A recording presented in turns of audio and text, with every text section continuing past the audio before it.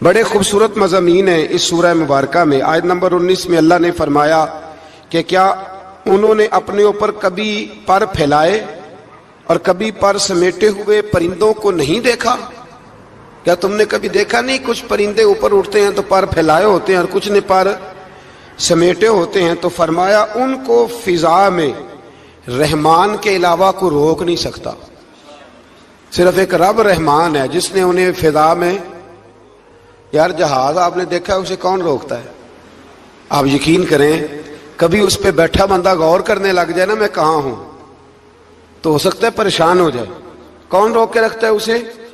تو فرمایا یہ رب کی قدرت ہے، جہاں چاہے جس کو چاہے وہیں کھڑا فرما دے، یہ اللہ تبارک و تعالیٰ کی قدرت ہے۔ آیت نمبر 20 میں اللہ کی مدد کرنے اور رزق عطا کرنے کا بیان ہے کہ اللہ مدد بھی کرتا ہے تمہاری اور تمہیں رزق بھی عطا کرتا ہے۔ آیت نمبر 23 میں فرمایا کہ اللہ وہ ہے جس نے تمہیں پیدا کیا، تمہیں سننے، دیکھنے اور سمجھنے کی صلاحیتیں عطا کی، مگر بندے بڑے کم ہیں، بڑے کم بندے ہیں جو اللہ کی نعمتوں کا شکر ادا کرتے ہیں۔ یہ سوچنے سمجھنے کی صلاحیت آپ کے خیال میں چھوٹی نعمت ہے؟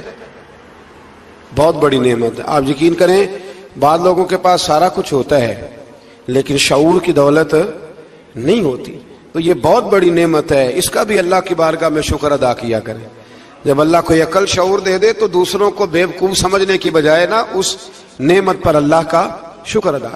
آگے سورہ قلم ہے، اس سورہ مبارکہ کے اندر اللہ تبارک و تعالی نے نا قسمیں ارشاد فرمائیں اور قسم کھا کے کہا کہ محبوب آپ کوئی مجنون نہیں، آپ کو دیوانے نہیں، یقیناً آپ کے لیے ایسا اجر ہے جو کبھی ختم نہیں ہوگا۔ اور پھر فرمایا وَإِنَّكَ لَعَلَىٰ خُلُقٍ عَظِيمٍ، محبوب جتنے عظیم الشان اخلاق تھے نا ان سب کا ہم نے آپ کو مالک بنا دیا ہے۔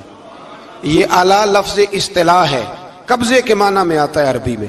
فرمایا ہم نے آپ کو اخلاق عالیہ کا مالک بنا، جتنے اچھے اخلاق ہیں ان سب کا اللہ نے نبی پاک کو مالک۔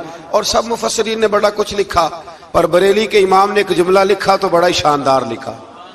اعلیٰ حضرت فرمانے لگے کہ اخلاق یہ نہیں کہ جو کام اچھا تھا وہ نبی کریم نے کیا ہے، بلکہ فرماتے ہیں جس جس کو حضور نے کر دیا وہ اچھا ہو گیا، جس جس کو حضور نے کر دیا وہ اچھا۔ فرماتے ہیں رسول کریم کا مسکرانا بھی اچھا ہی ہے اور کبھی دین کی مخالفوں پر ناراض ہونا بھی اچھا ہی ہے۔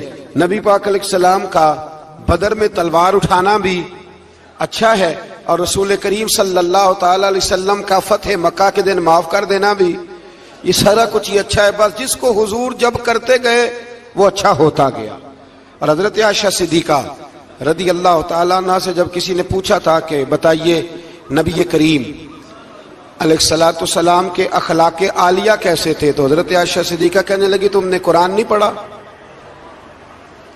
سارے اخلاق جو قرآن میں ہیں وہ سارا میرے رسول پاک کا اخلاق ہی ہے، وہ سارا میرے نبی کریم علیہ السلام کا اخلاق ہی ہے، وہ سارا اخلاق ہے رسول پاک سید عالم صلی اللہ تعالی علیہ وسلم۔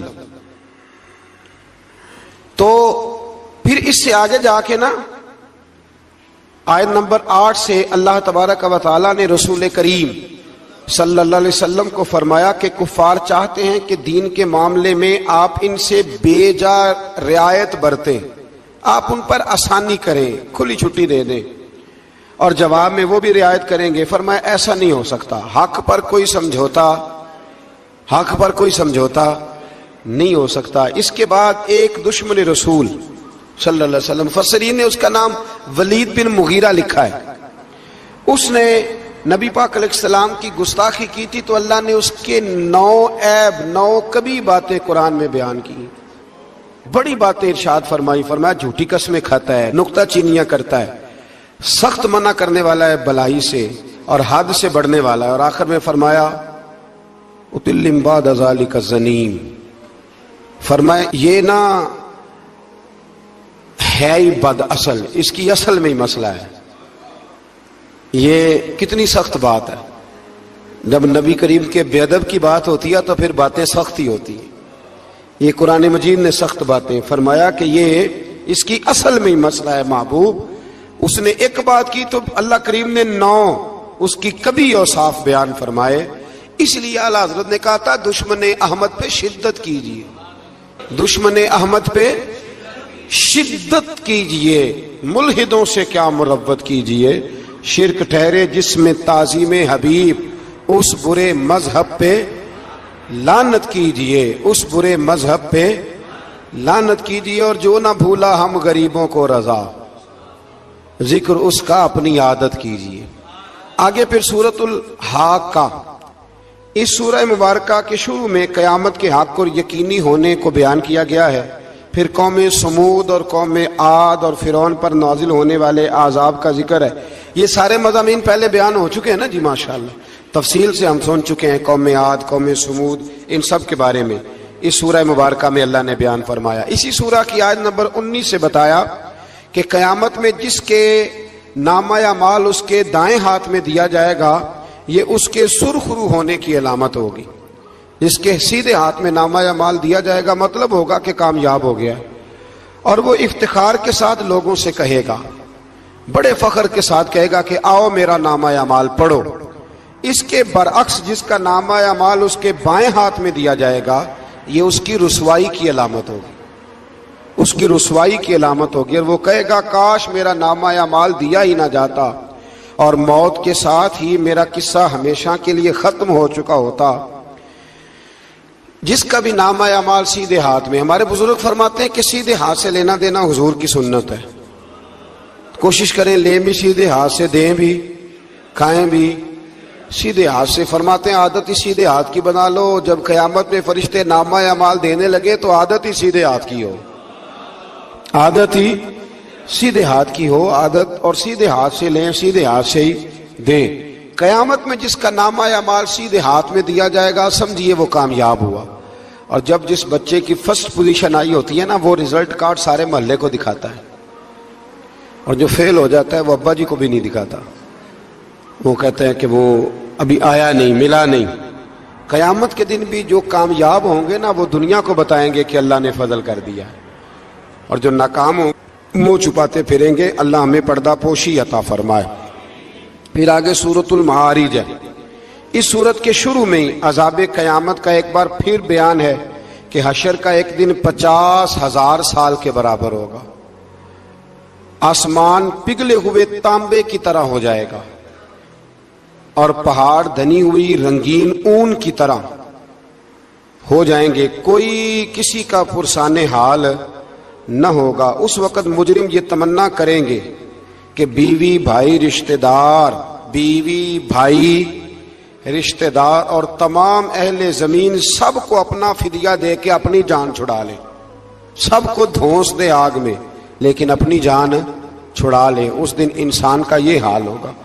یہ جو کچھ لوگ, میں نے پہلے بھی کہا تھا کہ کچھ لوگ نا مذاق اڑاتے ہیں قیامت کے عذاب کا, قبر کے عذاب کا.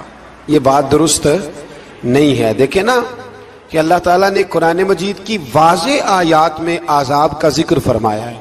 کیوں فرمایا ہے؟ کہ لوگ اس عذاب سے ڈرے, اس سے بچنے کے لیے تیاری کریں, یہ بیان فرمایا. اب یہاں لوگ مذاق اڑاتے ہیں معاذ اللہ تعالیٰ, کہتے ہیں دیکھو جی فلاں مولانا کہہ رہے تھے بچھو آئیں گے تو یہ ہوگا. خدا کے بندو, مولانا کون ہوتے ہیں؟ مولانا کون ہوتے ہیں یہ بات کرنے والے؟ یہ تو حدیثوں میں آئی, قرآن مجید کی آیات میں آئی. آپ مذاق نہیں اڑائیں بلکہ کوشش کریں کہ اللہ تبارک و تعالی ہمیں سمجھنے کی توفیق عطا فرمائے. پھر آیت نمبر 19 سے انسان کے کم حوصلہ ہونے, مصیبت کے وقت گھبرا جانے اور نفع پہنچنے کی صورت میں بخل کرنے کا ذکر ہے. فرمایا بڑے کم حوصلے والا ہے, مصیبت کے وقت گھبرا جاتا ہے, اور اگر اسے ہم نفع دیں نا تو جب نفع ملے تو چاہیے تھا نا سخاوت کرتا, تو اس وقت کیا کرتا ہے؟ بخل کرتا ہے, کنجوسی کرتا. اللہ فرما رہا ہے, نبی پاک علیہ الصلوۃ والسلام نے فرمایا یہ جو سخی ہوتا ہے نا, فرمایا یہ سخی بندوں کے دل کے قریب بھی ہوتا ہے, اللہ کے قریب بھی ہوتا ہے, اور جنت کے قریب بھی ہوتا ہے. اور فرمایا یہ جو بخیل ہوتا ہے نا, بخیل, یہ بندوں سے بھی دور ہی ہوتا ہے, بندوں سے بھی دور ہے, جنت سے بھی دور ہے, اور اللہ تبارک و تعالیٰ کے قرب سے بھی دور ہے.